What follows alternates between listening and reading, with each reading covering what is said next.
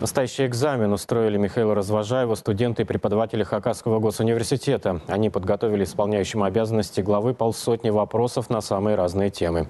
От большой политики до личных увлечений. За происходящим наблюдал Константин Кравцов.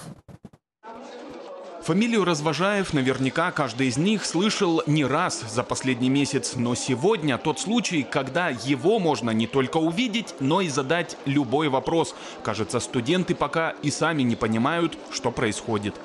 Я даже не знаю, чего ждать. Ну ты рада, что хоть на пару не идти? Ну, у нас так 4 человека было, нас, наверное, бы отпустили, если бы не было этой встречи.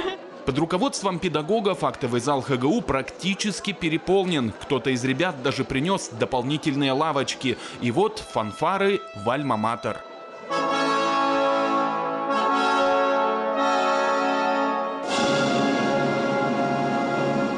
Даже встречу с руководителем региона студенты превратили в экзамен по дисциплине знакомства. В одном из билетов просьба перечислить главные качества хорошего управленца. Михаил Развожаев называет ответственность, работоспособность и чувство справедливости. Немного подумав, добавляет еще одно, которое в принципе необходимо каждому.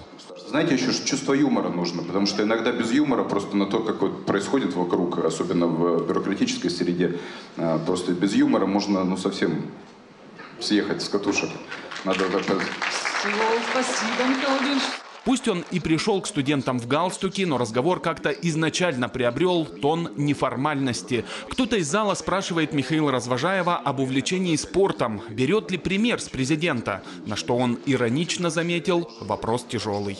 Вот пока я был школьником до 11 класса, я занимался бальными танцами. И весил 57 килограмм, и был в совершенно прекрасной форме. Главное сейчас, пока мое зожеское достижение, стараюсь после 8 сильно не есть.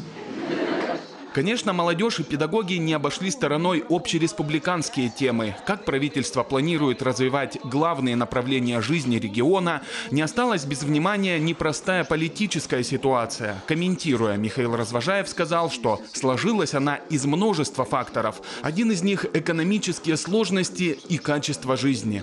Люди, понятно, что когда они же мерят власти ее качество не какими-то мегапроектами, про которые можно с телевизора узнать, а вот здесь и сейчас, как ты каждый день, то, что ты в ощущениях получаешь.